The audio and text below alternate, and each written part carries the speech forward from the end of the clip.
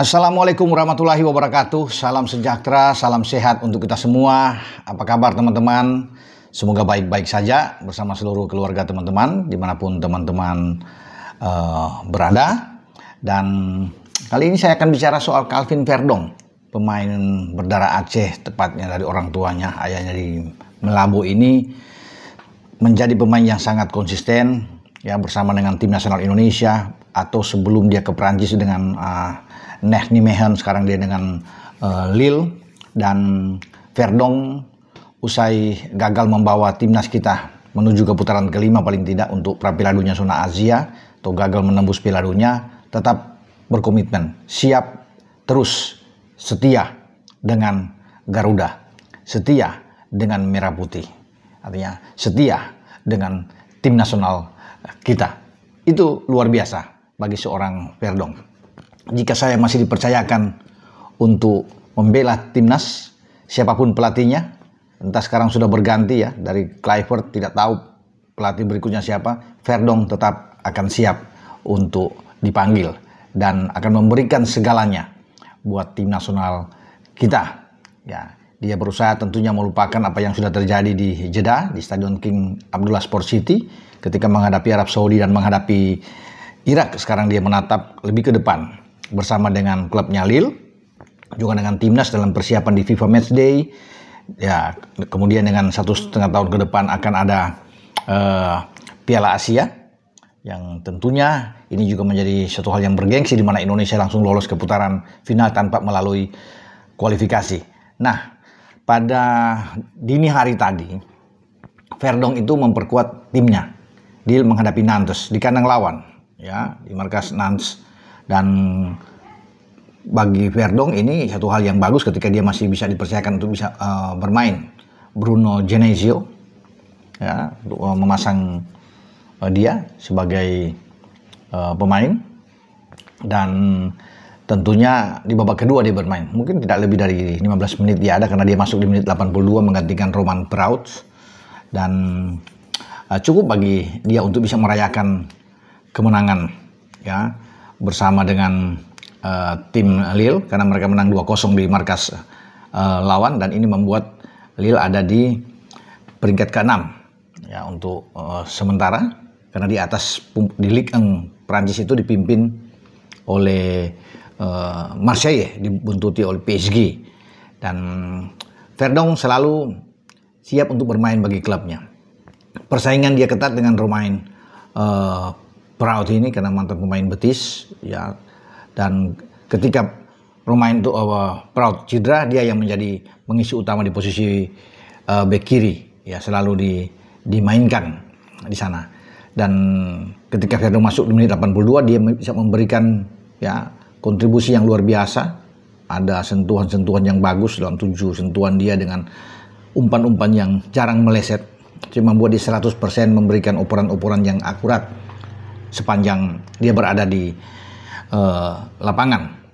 Dan dari Verdong kita bergeser, karena sebelumnya pada hari Sabtu Jai Ises bersama dengan Sassuolo, kapten tim nasional kita itu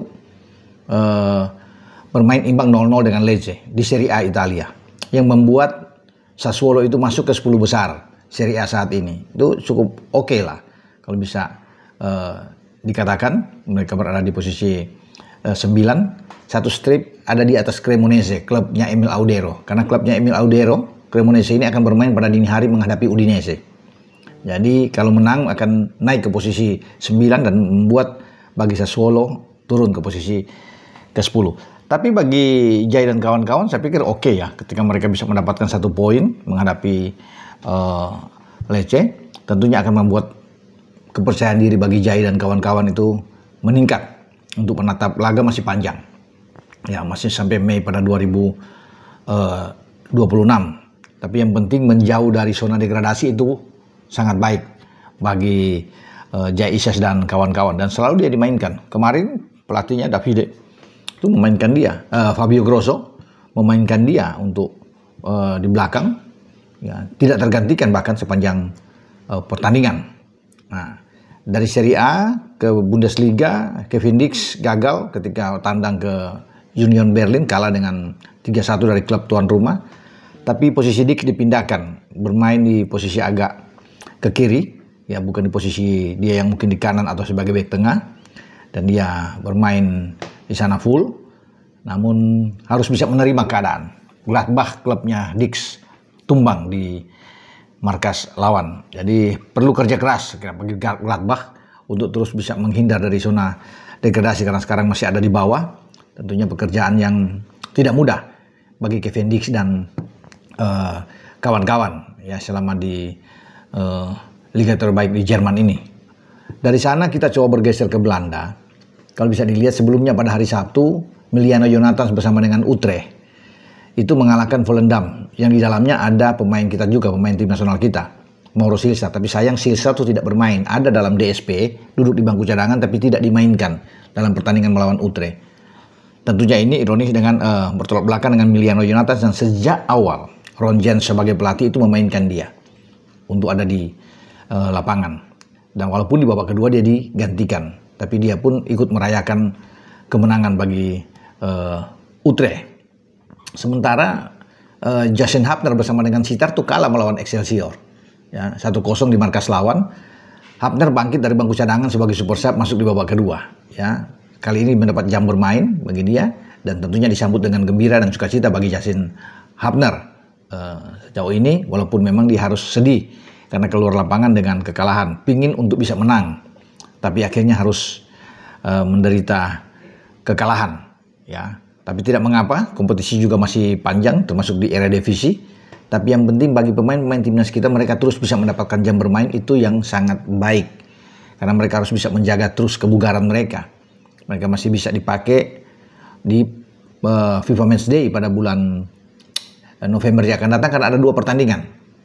Kita akan menghadapi FIFA Match Day di antara tanggal mungkin 10 sampai 18 itu, ya kita mempersiapkan, tapi belum tahu lawan kita siapa, ya tinggal dipilih oleh PSSI. Tapi kalau mendapatkan lawan-lawan yang bagus, ya katakannya PSSI bisa memilih misalnya Selandia Baru, ya termasuk juga nggak terus tanggung-tanggung dengan Australia, kan ini kan akan bagus. Atau satu dengan tim yang seimbang yang mungkin agak sedikit di bawah, dan satu tim yang kuat bisa juga diatur oleh PSSI. Misalnya kita bermain dengan Singapura, dengan Malaysia, tidak masalah.